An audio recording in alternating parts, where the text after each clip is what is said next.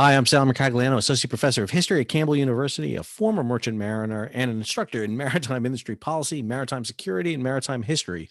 And welcome to this episode of What's Going On with Shipping, all aboard Home Depot's Tramp steamer. Yes, this story I mentioned earlier in a video.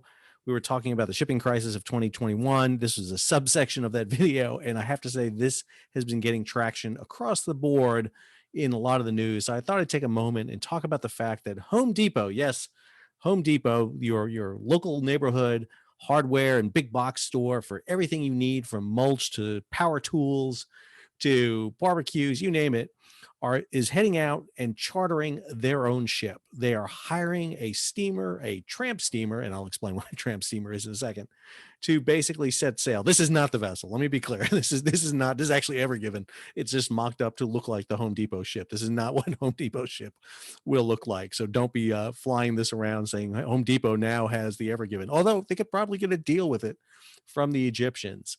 So let's talk about this story and break it down and talk about a couple of things. Talk about why Home Depot is chartering a ship. What is a tramp steamer, even though it's not a steamer? And what does this really mean for shipping in general? So in my video on the shipping crisis of 2021, I talked about this and I want to go into some more details about it. So this is a story that came out on Sunday from CNBC. It was an interview with the head of, excuse me, of Home Depot. He came out there, the chief operating officer, President Ted Decker. We have a ship that's solely going to be ours, and it's going to go back and forth with 100% dedicated to Home Depot. So this is an amazing undertaking. I have to say this. Number one, you do not see the chartering of vessels by a basically a non-entity, a non-shipping company at all. And so there's a lot behind the story. So what I wanted to do is break it down because there's been some reporting on it. So I want to talk about it a little bit. So basically what we have here in the key points of this story, Home Depot has reserved its own vessel, bought merchandise on the spot market, and flown in power tools as it copes with supply chain headaches. So we have huge delays on the West Coast. We all know about that. We're foreseeing even longer delays with the slowdowns in Yanatan spreading throughout Southeast China because of COVID. We're likely to see further delays down the road, especially as we start heading into fall and Christmas. The pandemic has created complexities that have ricocheted across the globe, from congested ports to soaring consumer demand. Everybody's doing projects. I've done more in my backyard the past year than ever before, getting ready to put a fire pit out there. So I know exactly what's going on here. So all of a sudden, you go to Home Depot, you go to any of your home shopping stores, and there's not as much product on the shelves, and that's one of the reasons has to do with this slowdown. And so they're looking to overcome that, and their solution is basically to charter a ship. This way, they don't have to worry about paying the premium. Remember, we talked about the skyrocketing rates here. The story we were talking about the other day here with container rates just absolutely skyrocketing right now. Asia, the West Coast, up to 6,300 FEU. This is from June 11th. They're talking about Lodestar had a story where they would not be surprised to see $20,000 per box coming in. We see that quote right here. We haven't seen the worst of it. $20,000 per FEU. That's a 40-foot equivalent unit, vice 20-foot. All-in rates to the East Coast are coming, particularly Steve Ferrer, CEO and founder of Ocean Audit. So we're seeing that. We're seeing these spikes in container rates. We're seeing how much it costs there to get it. This is the Drewry from Shanghai to New York. That is the green line. The blue line is the Asia to East Coast rates right there. We're also seeing it on the West Coast rates right there, $6.3 thousand for a container.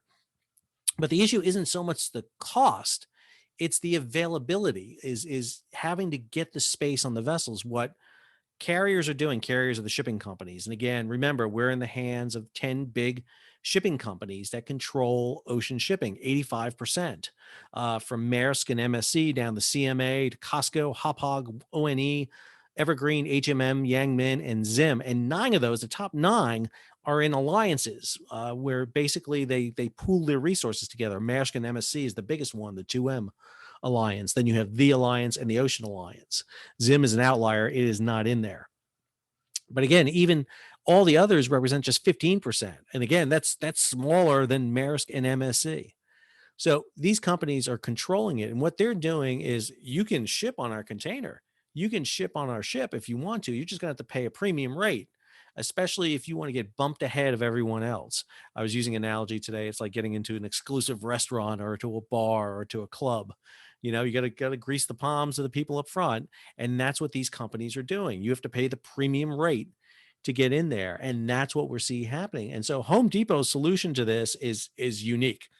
Is they're going to go out and charter a ship to carry just their goods. And if you think about it, that takes the cost per freight out of it. If they have chartered a vessel, if they have basically time chartered a vessel or voyage charter, I'll talk about the difference about that in a second, then all they're paying for is the ship. It doesn't matter if it's empty or loaded, whatever the ship has will come over. So they're not paying per box, they're paying for the ship. Now, a time voyage is you charter the ship from a specific times to an end time. So you have a time period. A voyage is you charter it for a voyage from a port to another port or back to the original port, and then your voyage is over. We don't have a lot of details on this yet. So we've not gotten the details from Home Depot on what exactly they're doing. But it's an innovative process. But remember, we ran another story the other day where a 5,000 box container ship went for $135,000 for a charter rate a day. It's an insane amount of money, that was put out for that ship. Here's that story right here by Greg Miller over at FreightWaves. He's talking about it right there, talking about the $135,000 per day, which is, again, just an insane cost. It boggles the imagination. You're paying for a 15-year-old ship, 5,000 TEU capacity. You're paying that amount of money. Just the freight right there is just nuts. But anyway, let's go down here. A couple of stories. This is one from G Captain. Mike Schuller put this one together talking about this. He kind of encapsulates that story there from CNBC. But the FreightWaves one, this is Greg Miller again, comes in with this. He breaks this down. I want to talk a little bit about what he writes in here because I think he does a great job. But again, one of the things that I try to do with this YouTube series is break down what people within the shipping industry are talking about that makes perfect sense if you're in the industry and the trade and you understand it. But if you're outside, it doesn't make a lot of sense here. So let's talk about this a little bit. So anyway, here he is. He's kind of, recapsulating this, talking about it. Comes down here a little bit, talking to a shipping analysis. If the shipper has urgent cargo and the carrier doesn't have a ship, that's when the shipper looks for an ad hoc solution. I think these are all emergency ad hoc sellings to get urgent cargo delivered. Right now, it's really okay. Okay, we need these goods urgently. Let's try to fix or charter. When you say fix, that's what you call chartering a ship. Something otherwise now because we can't rely on the big carriers. So basically, they're going out there to get it. So what they're going to do is go around the big liners. Again, these are the big liners. These are the big 10 companies out there. They're going to try to go around them.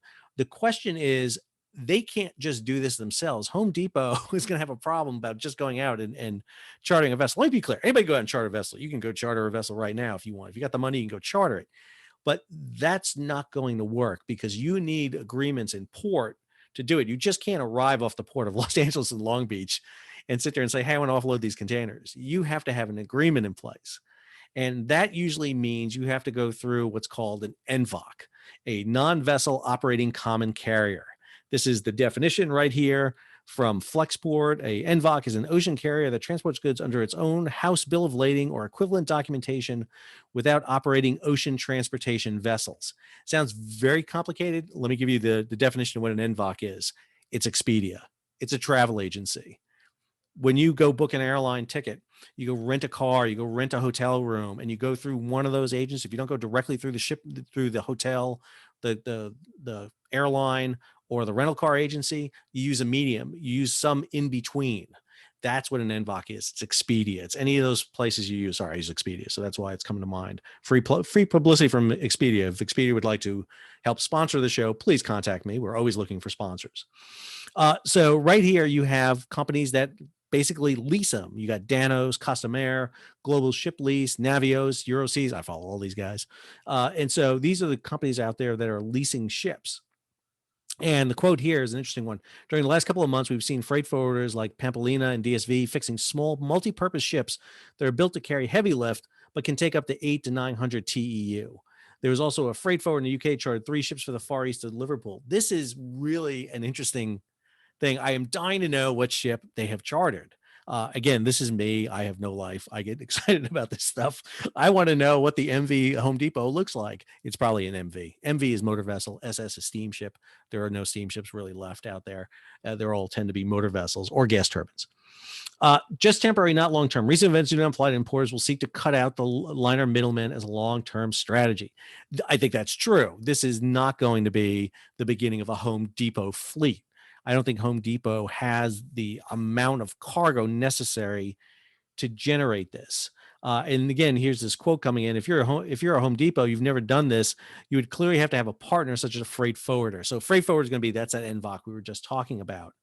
And so they're going to have to make a deal. They're going to have to be working with someone again, because you can load this ship up with cargo all you want back in China or Far East, wherever you're getting your cargo from. But you're going to need an agreement to offload in the United States. Come down here to his next section: scheduled versus unscheduled. So that's the big issue right here, is trying to get this into a string, into a schedule. You need to be able to get it in there. You're going to need to be able to get it into a port. If you can find, again, go back to this quote here: if you can find a 4,000 TEU Panamax to send from the East Coast to Europe, Los Angeles, you'll not have to, you will not have it doing the full rotation. It will serve as a cleanup vessel. So one of the things they're talking about here is, okay, you're going to get this vessel, you're going to load it up, bring it to a port, maybe the West Coast, maybe the East Coast, offload it. Are you going to send it back empty? Are you going to send it back with nothing on board? One of the things you can use this vessel to is pick up empty containers. Maybe American exports need to get on there. Do you want to make it profitable? If the ship sails loaded one way and empty back the other way, that is unprofitable. That is not a good profit. You're going to lose money on that deal if you're Home Depot. Now, maybe Home Depot has a slew of empty containers they need to send back. That's a potential they can do. Or work with one of these freight forwarders, get some cargo to go back on doing this. Understand, running one ship on a service is a really tough thing to do. This is the actually the epitome of what we call a tramp service, and that's the last little section here: tramp versus liner service. So what the big companies do, what these guys do, is they run liner services. They run a line. They leave port on a certain day, they run a schedule, and they come back. Kind of like airlines, they run their schedules. They run, it's the same flight every day, Monday through Friday. Maybe it's different on Saturday and Sundays. Same thing here. What you don't tend to see are tramp steamers anymore. Tramp steamers are basically steamers that, and I say steamer, it's the term tramp steamer. I apologize. These are not steam vessels. But tramps are basically looking, I apologize for that term too. I realize that term is probably we probably need to change that term in the modern version. But what tramps did is they went from place to place looking for work. This is sounding worse as I say this going on. I apologize. Uh, what they would do in like periods in the mid 20th century were basically, fill up in cargo. The ship would maybe buy the cargo or through a freight forwarder, book cargo, and then sail the ports. They didn't sail on a scheduled run. They would basically go. It's almost like an Uber. They're not set on a schedule at all. So what Home Depot is looking to do is Uber this. They're looking to get a ship. They'll get the ship. They'll get the crew. They'll get an operating company to run it. Home Depot is not going to run it. They're not going to put a Home Depot guy. It'd be killer to see a guy in there with the master with one of those Home Depot vests on. But you'll get a hired crew on it and bring it in. But again, one of the problems that you see in this is that this industry can change very quickly. All of a sudden, we can see the opening up. So you got to be very careful about what Home Depot is preparing to do here. They don't want to get locked into a contract, stuck with a ship when all of a sudden the freight rates drop. At the same time, they could be on the cusp here of a genius of an idea, and working with other companies can really revitalize this and really create it. One of the things we saw in the mid 20th century, for example, is a lot of companies had their own carriers to make sure they can deliver their own commodities. The biggest one were oil tankers. During the height of the 20th century, mid to the 20th century, the Seven Sisters, the seven big oil companies, had their own oil tanker fleets. And then they would supplement them with these tramp steamers that would come in and carry the surplus as needed. But they always had a core reserve to do this. And in many ways, we're seeing this. Alcoa, which was the American Aluminum Company, had a series of vessels that would go down to get the components they needed, the bauxite for aluminum. And so same thing, we saw that with U.S. Steel. U.S. Steel operated their own ships to bring back iron ore and coal, for example. And so we're really seeing a really not regeneration, but a degradation, a kind of reversion back down to a style we have not seen before. But this is really going to be interesting. I go down here to this last little statement here, which I think is a really interesting one. As a carrier, especially a carrier like Maersk Lines that's selling vertical integration. Vertical integration again is a connection from all elements, from trucking to delivery on the vessel to delivery to the final place. If you don't meet your windows, it has a domino effect, and there's a significant cost. And what Home Depot is doing by doing this is really setting apart themselves from the rest of the maritime industry. It's going to be interesting to watch to see how this unfolds. What are they going to do? I think this is a great opportunity, by the way, for a initiative from the United States government to work with a company like Home Depot to see about getting a vessel, maybe put it under an American flag and operate in this way. I think that's a great benefit for them. The American flag will also put them at the front of the line coming in many of these ports. I think it'll be a great benefit for the United States, gets it out of the hands of again, companies that we have really no control over whatsoever. And again, we're seeing this development, a lot going on with shipping right now. And this story by itself just really wanted me to kind of peel it apart and really take a deeper look at.